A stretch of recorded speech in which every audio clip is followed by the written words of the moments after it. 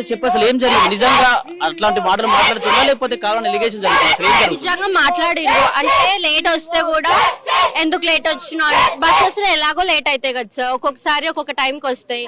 వీళ్ళేమో చాలా దూరం నుండి వస్తాం, వాళ్ళేమో తొందరగా వచ్చేస్తారు, వాళ్ళకి వాళ్ళ ఓన్ వెహికల్స్ ఉంటాయి. వాళ్ళు ఏం చెప్పినా నమ్మరు. ఎందుకు లేట్ అయింది అనేసి అంటే, బస్ లేట్ అయిందంటే నమ్మరు, ఎందుకు తొందర రావాలి అది ఇది అనేసి అంటది సార్. ఇంకానేమో మొన్న ఎగ్జామ్స్ రాస్తుంటే కూడా ఎంత చదివితే అంత రాస్తాం కదా సార్, అప్పుడు రాయనప్పుడేమో పేరెంట్స్ కి కాల్ చేసి మీ అమ్మాయి ఇట్లా చేస్తుంది, చదువుతలేదు, ఏం రాస్తలేరు అనేసి మొన్ననే ఎగ్జామ్ రాస్తుంటే కూడా చెప్పిండ్రు కాల్ చేసి పేరెంట్స్ కి. వాళ్ళేమో మేము ఇంత చేస్తున్నా కానీ మా పిల్లలు ఎందుకు చదువుతలేరు వాళ్ళు టెన్షన్ పడతారు. తెలీదు, పేరెంట్స్ కి తెలియదు. మెంటల్ టెన్షన్ కూడా పెడతారు సార్, రికార్డ్స్ అని మెంటల్ టెన్షన్ కూడా పెడతారు.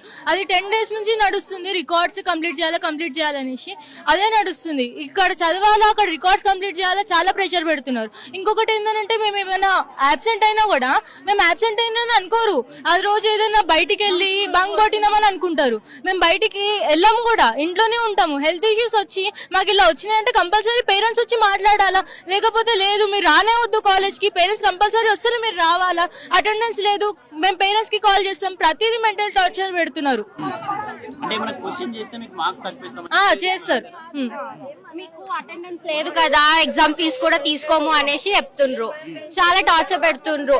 నువ్వు ఇప్పుడు కట్టకు, తర్వాత గట్టు, నీ అటెండెన్స్ పెరిగిన తర్వాతకే ఫీజు కట్టు, అప్పుడే ఫీజు తీసుకుంటా అనేసి అంటది సార్.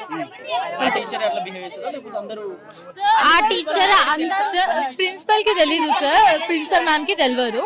కాకపోతే only male faculty members sir వాళ్ళు ఎవరైతే ఉన్నారో వాళ్ళు మంచిగానే ఉంటారు, ఓన్లీ ఫీమేల్ లెక్చరర్స్ ఎవరైతే ఉన్నారో ఇలా బిహేవ్ చేస్తున్నారు సార్.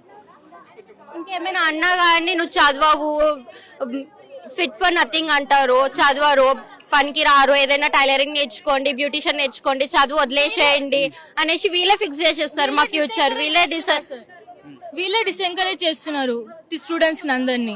ఇంకొకటి ఏంటంటే సార్ వాళ్ళకి ఏది తెలియదు, సార్ ఫ్యాకల్టీ వాళ్ళకి ఏది తెలియదు, ఉట్టి ఫీమేల్ లెక్చరర్సే చేస్తున్నారు ఇలా. ఇంకొకటి ఏంటంటే ఫిట్ ఫర్ నథింగ్, ఇంట్లో వాళ్ళు గాలికి వదిలేసిండ్రు, ఈ మాటలు అనేటివి యూజ్ చేస్తున్నారు లెక్చరర్స్ స్టూడెంట్స్ ముందు, వాళ్ళే సగం మట్టుకి డిసెంకరేజ్ చేస్తున్నారు.